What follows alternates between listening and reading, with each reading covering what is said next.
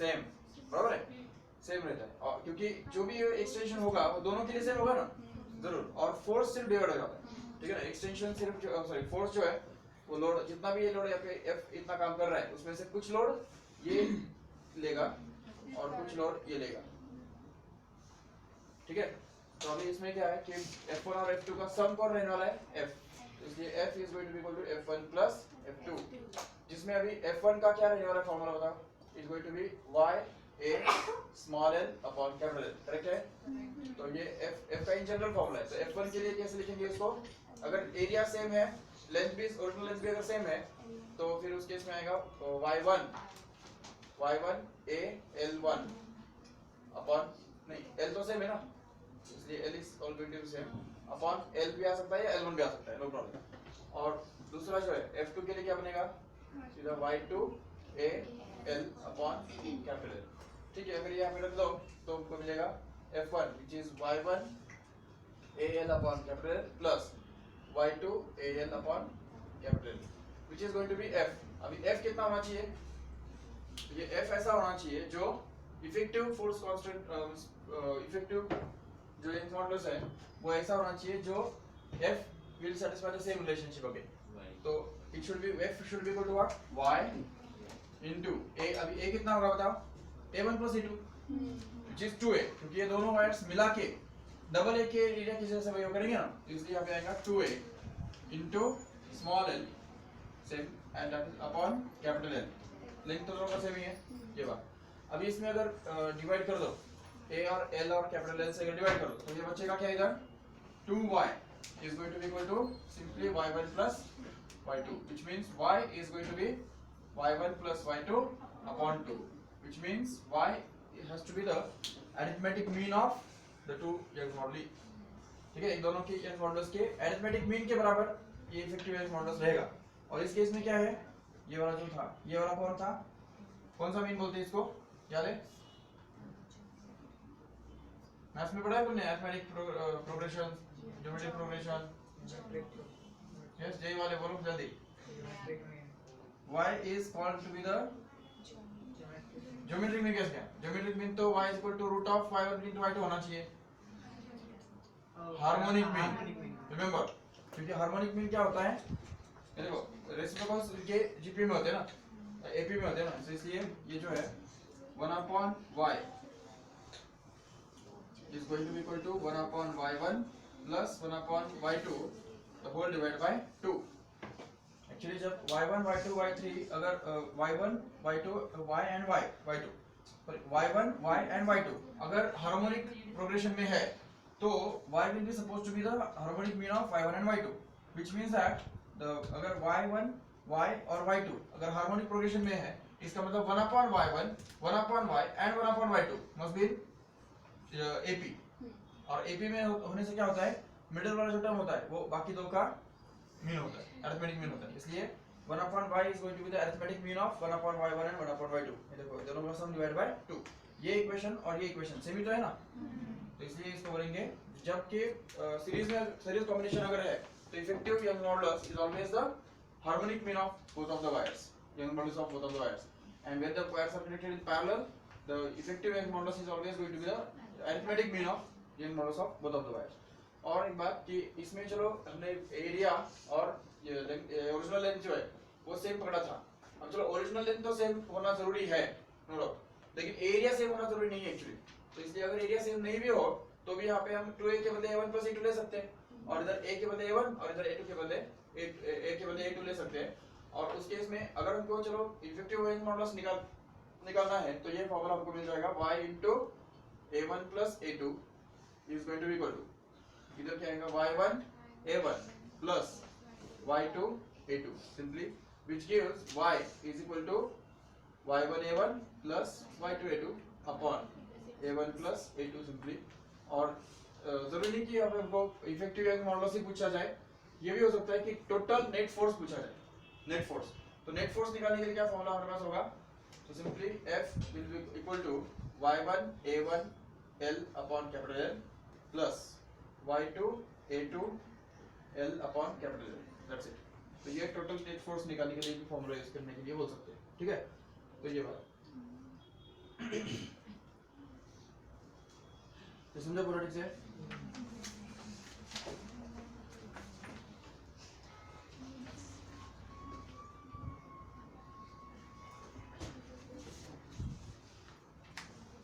अभी ये एक बात कि F इज इक्वल टू क्या होता है?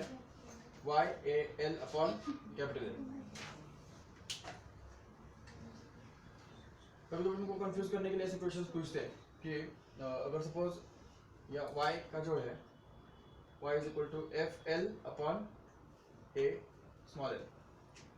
अगर सपोज फोर्स डबल कर दिया, ओरिजिनल लेंथ ट्रिपल हो गया, एक्सटेंशन उसकी वजह से सपोज 3 टाइम्स हो जाता है और एरिया मान लो 5 टाइम्स हो जाता है, तो उसकी वजह से यंग्स मॉडुलस कितने टाइम्स होगा?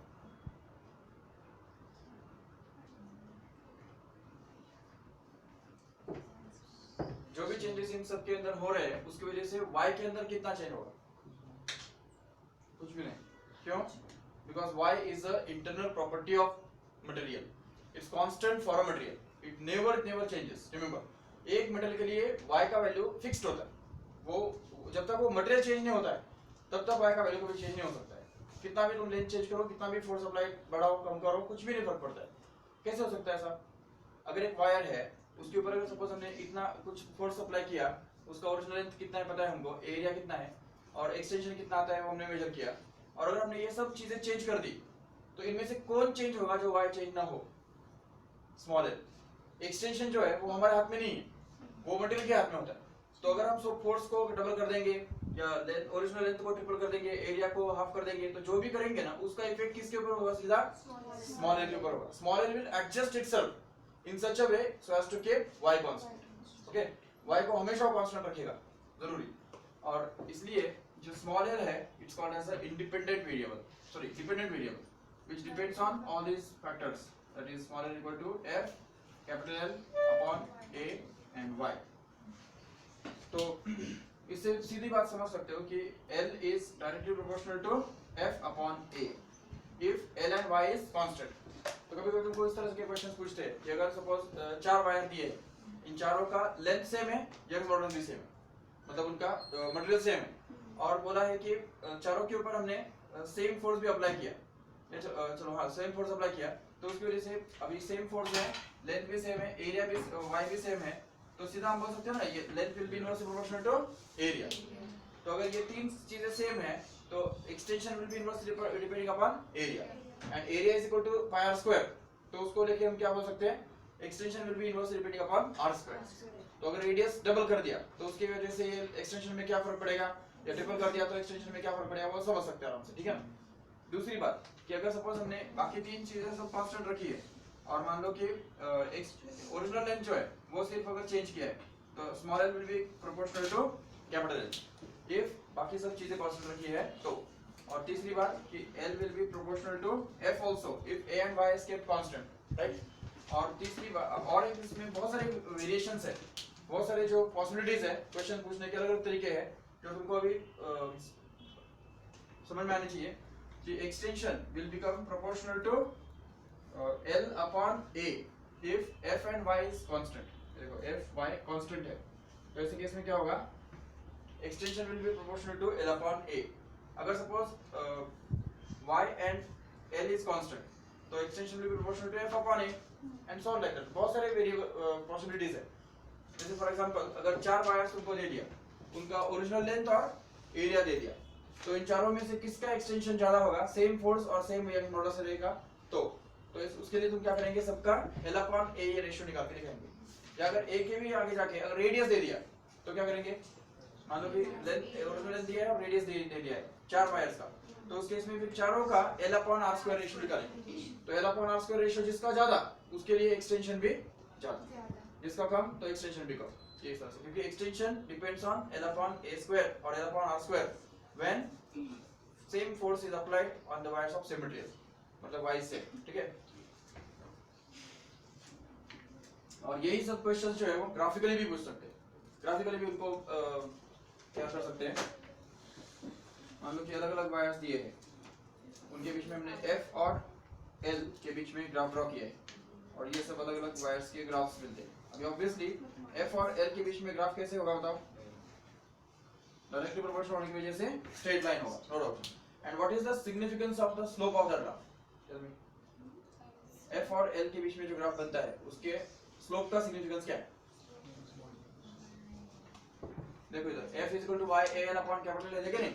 तो f और l के बीच में जो ग्राफ है उसका स्लोप कौन होगा? y अपॉन l होगा, बराबर है? तो slope of this graph becomes y a upon l। Okay, अगर ये तीन ग्राफ दिए हुए हैं, एक को हमने बोल दिया a, दूसरे को b और तीसरे को c, और ये दो जो ग्राफ हमने, ये तीनों ग्राफ जो हमने प्लॉट किए हैं उन सभी के लिए मटेरियल सेम है, एरिया ऑफ क्रॉस सेक्शन भी सेम है, तो कौन से वायर का लेंथ सबसे ज्यादा होगा? बताओ। फोर्स और एक्सटेंशन के बीच में ग्राफ ड्रॉ किया, उसमें यंग मॉडुलस सेम है, एरिया भी सेम है, तो कौन से वायर का लेंथ ज्यादा होगा, ओरिजिनल लेंथ ज्यादा होगा? ए का। सुना क्यों? क्योंकि slope depends inversely on length. तो जिसका स्लोप कम उसका लेंथ ज्यादा, जिसका स्लोप ज्यादा तो लेंथ कम। और अगर बोल दिया कि तीनों वायर जो है वो सेम एरिया के और सेम लेंथ के है, तो यंग मॉडुलस किसके बेटर का सबसे ज्यादा है? वो बताओ। सी का। समझा क्यों? क्योंकि जिसका स्लोप ज्यादा तो यंग मॉडुलस भी ज्यादा, क्योंकि slope depends on young modulus directly. ठीक है? इंग्लिश में अगर बोल दिया कि यंग मॉडुलस भी सेम है और लेंथ भी सेम है और एरिया सिर्फ अलग अलग है, तो कौन सा वायर थिक है, कौन सा वायर थिन है? बताओ। सी ठीक है, ठीक है, क्योंकि एरिया ऑफ क्रॉस सेक्शन उसका ज्यादा है। समझे? ये इस तरह से, ये तो एक एग्जांपल हो गया, ऐसे बहुत सारे एग्जांपल्स बना सकते हैं, ग्राफिकल क्वेश्चंस बना सकते हैं। इसके अंदर अभी हमने यहाँ पे तो फोर्स और एक्सटेंशन के बीच में ग्राफ प्लॉट किया है, हो सकता है कि फोर्स और एरिया के बीच में ग्राफ प्लॉट कर दे, तो उस केस में फिर ये क्या बनेगा, स्लोप क्या बनेगा बताओ? फोर्स और एरिया के बीच में ग्राफ प्लॉट किया है तो स्लोप बनेगा y l upon capital L। तो उसके हिसाब से फिर क्वेश्चन आंसर कर सकते हैं आराम से। स्लोप किसके ऊपर डिपेंड करता है? तो स्लोप जिसका कम उसका न्यूमरेटर ज्यादा, सॉरी न्यूमरेटर कम, और जिसका स्लोप का वैल्यू ज्यादा तो उसका डिनोमिनेटर का वैल्यू कम। ठीक है ना? इस तरह से तो फॉर्मूला तो एक ही है, लेकिन उसको ये अलग अलग पॉइंट ऑफ व्यू से देखा जा सकता है। सर प्लीज हम सर ये देखो जल्दी।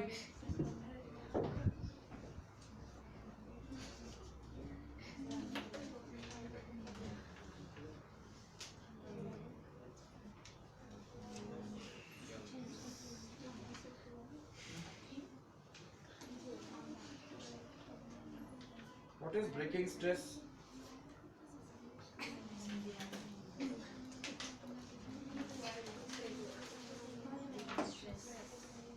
ब्रेकिंग स्ट्रेस और इलास्टिक लिमिट, इन दोनों के बीच में क्या डिफरेंस है?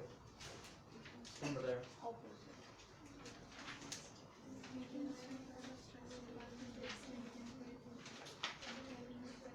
What is the difference? Elastic limit और ब्रेकिंग स्ट्रेस सेम है क्या दोनों? तो क्या दोनों में डिफरेंस है?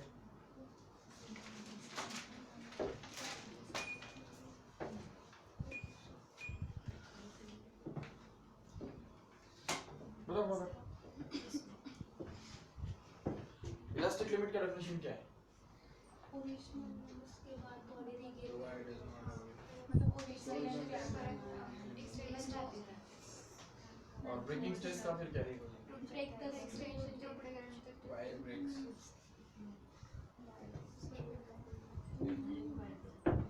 और यील्ड पॉइंट क्या होता है पता है? ये बहुत कम लोगों को पता होता है। ये जो ग्राफ होता है ना, वो ग्राफ पूरा वो ग्राफ बहुत कम लोग रियल सेंस में जो जैसा वो है वैसे हिसाब से जानते हैं, नहीं तो उसमें कंफ्यूजन बहुत होते हैं, कोई भी अपने अपने हिसाब से मतलब लगाता है उसको।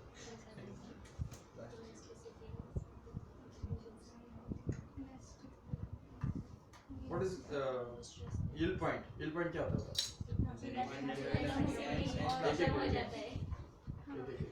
जहाँ भी इलास्टिसिटी खत्म होती है और प्लास्टिसिटी स्टार्ट होती है।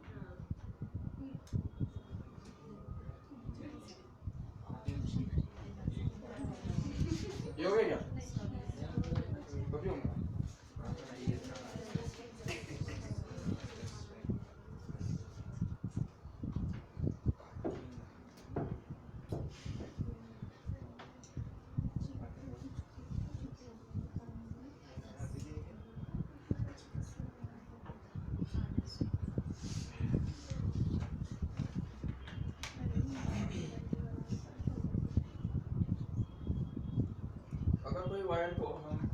लोड इंक्रीज करते चले जाए, कंटिन्यूसली उसके ऊपर हम लोड इंक्रीज ही करते जा रहे हैं, ठीक है ना। 1 किलोग्राम 2 किलोग्राम 3 4 5 6 ऐसे करते करते हम 100 किलोग्राम तक इंक्रीज ही करते चले गए, ठीक है। तो वो वायर कौन से फेजेस में से जाता है, कितने अलग अलग फेजेस में से जाता है। फर्स्ट पार्ट में क्या होगा, फर्स्ट पार्ट में जितना हम लोड अप्लाई करेंगे उतना एक्सटेंशन भी होगा उसके अंदर। तो इसलिए फिर graph between force and extension और graph between stress and strain will always be a straight line, ठीक है, and its slope will be y, no doubt.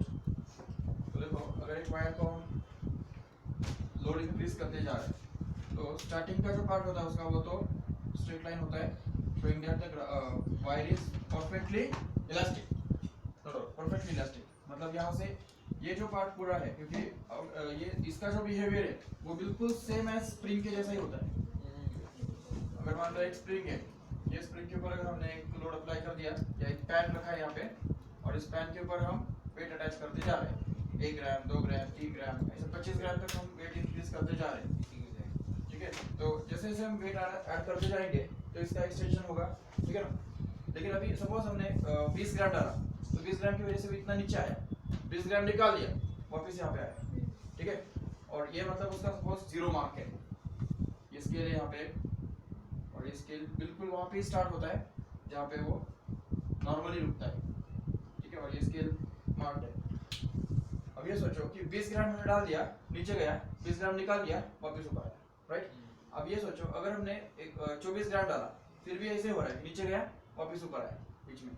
अगर मैंने अभी 25 ग्राम डाल दिया तो 25 ग्राम की वजह से वो नीचे गया, ठीक है, और 25 ग्राम पूरा मैंने निकाल लिया। अब वो जो ऊपर आएगा तो वो पूरा ऊपर नहीं आएगा, 1 मिलीमीटर रुकेगा उधर, ठीक है ना। मतलब 1 मिलीमीटर उसका एक्सटेंशन परमानेंट हो जाएगा, परमानेंट, ठीक है ना। वो 1 मिलीमीटर कभी वो ऊपर नहीं जाएगा, इसके बाद कभी नहीं जाएगा, ठीक है। इसको बोलते हैं परमानेंट डिफॉर्मेशन स्टार्ट हो गया। ये बात तो अभी स्प्रिंग के बारे में हम देख रहे हैं, क्योंकि समझ में आता है ना, स्प्रिंग दिखता है हमको, लेकिन वायर के बारे में भी यही होता है, ये हमको समझना है, ठीक है। स्प्रिंग के बारे में एक सिर्फ एग्जांपल बताया है, लेकिन हमको समझना किसके बारे में है, स्प्रिंग के बारे में नहीं, वायर के बारे में। कोई भी वायर के ऊपर अगर हम लोड अप्लाई करते जाए तो उसका एक्सटेंशन होता है, इतना बड़ा तो नहीं होता है, लेकिन होता तो है 1 मिलीमीटर 2 मिलीमीटर जितना भी होता है, वो पूरा का पूरा वो रिगेन करता है एक लिमिट से पहले, उसको बोलते हैं इलास्टिक लिमिट। और वो इलास्टिक लिमिट क्रॉस करने के बाद अगर हमने एक्स्ट्रा अगर वेट डाल दिया, मतलब मान लो उसका इलास्टिक लिमिट 25 किलोग्राम है और 25 किलोग्राम 25.1 डाल दिया, ठीक है, 25.1, तो वो ज्यादा हो गया ना, उससे इलास्टिक लिमिट से ज्यादा हो गया। तो जैसे इलास्टिक लिमिट से ज्यादा लोड हम डालते हैं तो वो वायर एक्सटेंड होता है, और उसके बाद वो एक्सटेंशन दिखाता है, इतना बड़ा नहीं, छोटा 1 मिलीमीटर 2 मिलीमीटर एक्सटेंशन तो दिखाएगा, लेकिन पूरा का पूरा 25.1 हम निकाल देंगे तो वो वायर फिर से कांटेक्ट होता है, लेकिन कुछ देर के बाद एक पॉइंट पे आके रुक जाता है, जो वापस पूरा का पूरा कांटेक्ट नहीं होता है, पूरा का पूरा उसका ओरिजिनल लेंथ, अगर उसका ओरिजिनल लेंथ रहेगा 1 मीटर सपोज, तो उसका परमानेंट लेंथ बन जाएगा अभी 1.1 मीटर, ठीक है। कुछ ना कुछ जो स्ट्रेन है वो परमानेंटली उसके अंदर रह जाता है। अच्छा चलो ठीक है, इसके बाद भी हम सपोज 25.2 ग्राम डाल देंगे उसके ऊपर, 25.2, तो उसकी वजह से अभी और नीचे जाएगा, वो पूरा का पूरा निकाल लिया, वापस ऊपर आएगा और 2 मिलीमीटर तक रुकेगा। मतलब क्या हो रहा है यहाँ पे, कुछ ना कुछ स्ट्रेन जो है हर बार उसके अंदर ऐड होता जा रहा है, तो ये इसको बोलते हैं परमानेंट डिफॉर्मेशन स्टार्ट्स, ठीक है ना। एंड जिसके बाद ये परमानेंट डिफॉर्मेशन स्टार्ट होता है उस स्ट्रेस को हम बोलेंगे इलास्टिक लिमिट, उस स्ट्रेस को इलास्टिक लिमिट बोलते हैं। Stress at which the permanent deformation starts in the wire is called as elastic limit। और उस पॉइंट पे क्या होता है, उस पॉइंट के beyond the graph doesn't remain straight line but it bends like this. ये ग्राफ जो है वो इस तरह से बेंड होना चालू करता है, showing that। अब देखो अगर हम उससे भी अगर आगे जाएंगे, मान लो कि अभी मैंने 25 ग्राम डाल दिया, ठीक है, 26 ग्राम डाल दिया, तो 26 ग्राम की वजह से वो ज्यादा एक्सटेंड होगा। अब अगर यहाँ पे स्टार्टिंग में अगर हम सपोज 1 ग्राम डाल रहे थे, तो 1 ग्राम डालने से मान लो कि 1 मिलीमीटर इंक्रीज हो रहा था, 2 ग्राम डाल दिया 2 मिलीमीटर नीचे, 3 ग्राम डाल दिया 3 मिलीमीटर नीचे, ऐसा हो रहा है। अभी यहाँ पे एक बार 25 ग्राम क्रॉस कर लिया और 25 ग्राम पे वो यहाँ पे आ गया सपोज 25 मिलीमीटर पे, राइट है, ठीक है। अभी ये होगा कि अगर सपोज हमने 1 ग्राम डाल दिया तो 26 हो गया वो, तो अब 1 ग्राम डालने की वजह से सिर्फ 1 मिलीमीटर नीचे नहीं आएगा, वो हो सकता है कि 4 मिलीमीटर नीचे आए, सोचो, इस तरफ 1 ग्राम सिर्फ इंक्रीज किया, इधर 4 मिनट में बढ़ गया, और इस तरफ अगर और एक मीटर 1 ग्राम अगर डाल देंगे और 4 मिनट में इंक्रीज होगा, वो भी बढ़ता जाएगा आगे चल के, वो भी इंक्रीज होगा। मतलब अगर आगे चल के ऐसा भी होगा कि अगर मैंने 29 बना दिया, मतलब 1 ग्राम और एक्स्ट्रा डाल दिया, 6 मिलीमीटर एक्सटेंड हो गया, हो सकता है, होता है। तो ऐसे करते करते एक पॉइंट आता है कि जब, अभी ये स्प्रिंग के बारे में तो तुमको ये समझना मुश्किल है, वायर ही इमेजिन करो, अभी वायर ही है, ठीक है ना। अब वायर के बारे में हमने एक वेट बढ़ाते चले जा रहे हैं, एक पॉइंट सपोज 50 किलोग्राम ऐसा वेट हमने डाल दिया।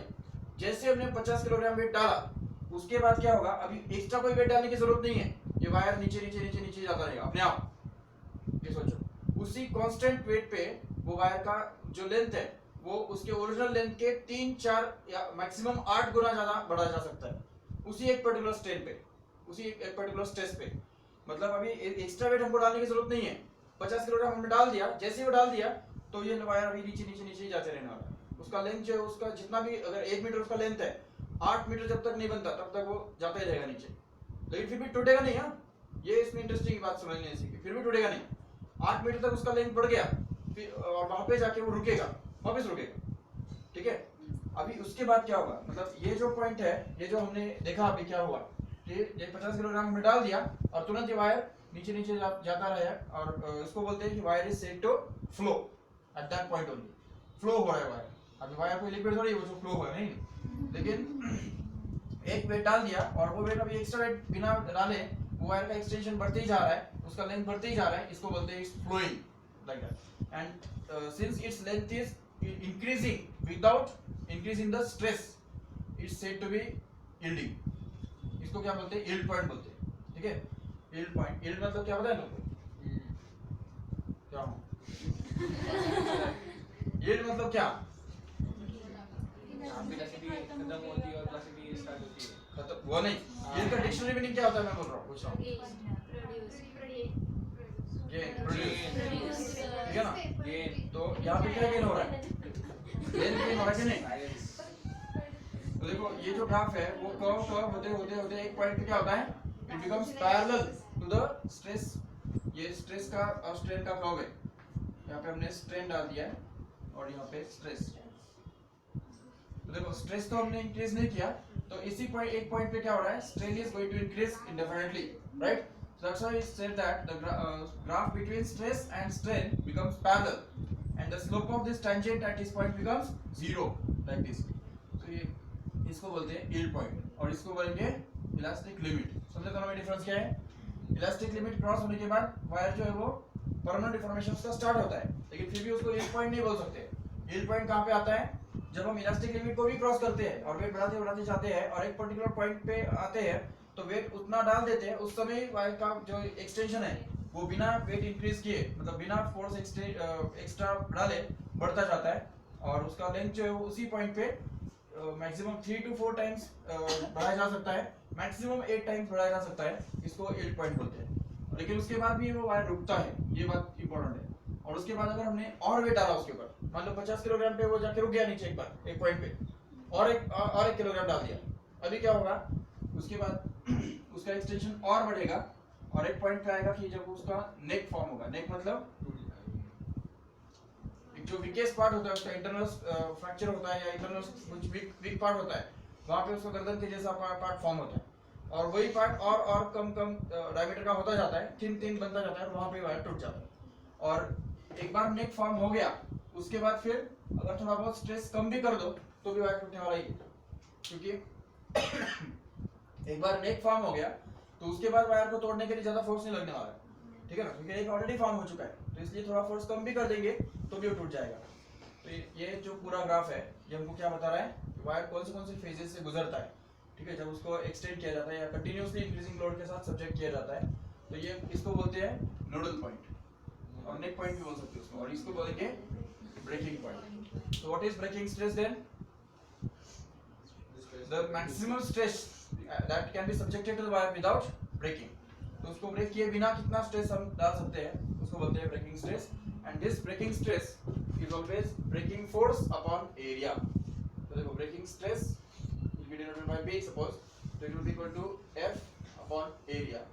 तो ब्रेकिंग फोर्स अगर हमको निकालना है तो breaking stress multiplied by area. ये इसमें एक बात याद रखो ठीक से कि breaking stress normally remains constant for any wire. कोई भी मटेरियल के लिए वो कांस्टेंट रहता है। अगर एक मटेरियल कॉपर के बारे में अगर बोल रहे हैं और उसका ब्रेकिंग स्ट्रेस अगर तुमको दे दिया है तो उसका जितना थिक वायर होगा उसको तोड़ने के लिए उतना ज्यादा ब्रेकिंग फोर्स लगेगा, ठीक है ना। जितना थिन वायर होगा उतना उसको तोड़ने के लिए कम फोर्स लगेगा। तो force applied for breaking will be directly proportional to the area because breaking stress is going to be constant, ठीक है। तो इसलिए ऐसा नहीं कि ब्रेकिंग स्ट्रेस जो है अगर सपोज एरिया कम कर दिया तो ब्रेकिंग स्ट्रेस चेंज होगा, बिल्कुल नहीं। एरिया अगर चेंज करेंगे तो उसकी वजह से ब्रेकिंग फोर्स कम होगा, breaking stress will remain constant, ठीक है। Breaking stress doesn't depend upon anything, it depends on material only. जब तक मटेरियल चेंज नहीं करेंगे तब तक ब्रेकिंग स्ट्रेस चेंज नहीं होगा, ये बात याद रखिए। So these are different stages which the wire passes through.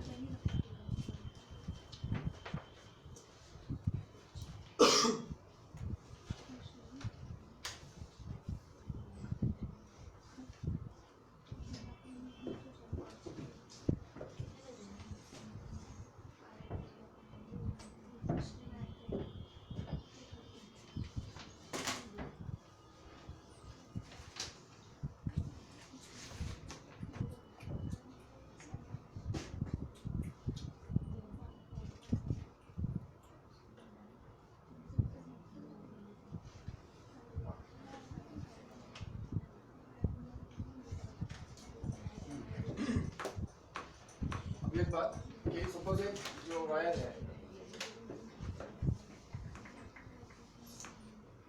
Suppose ये वायर जो है वो सस्पेंड किया हुआ है एक सॉलिड रिजिड सपोर्ट के साथ, और मान लो कि यहाँ पे हमने एक फोर्स अप्लाई किया। देखो यहाँ पे सपोज हमने एक रॉड अटैच करके रखा है इसके लोअर एंड पे इस तरह से, ठीक है। और समझो कि इसको मैंने इस तरह से टर्न किया तो क्या होगा, wire will get twisted, right. So this twisting is an example of shearing, ठीक है ना, shearing। तो यहाँ पे क्या हो रहा है कि अगर यहाँ पे इस केस में तुमको अगर दिया जाए कि ये जो रॉड है इसको मैंने थीटा इतना एंगल से टर्न किया, सपोज फाई या थीटा इतना एंगल से टर्न किया, तो how will you find out the angle of shear और how will you find out the shearing strain in this case। तो उसके लिए तुमको एक बात यूज करनी है कि अगर सपोज हम इसको इस तरह से टर्न करेंगे तो क्या होगा,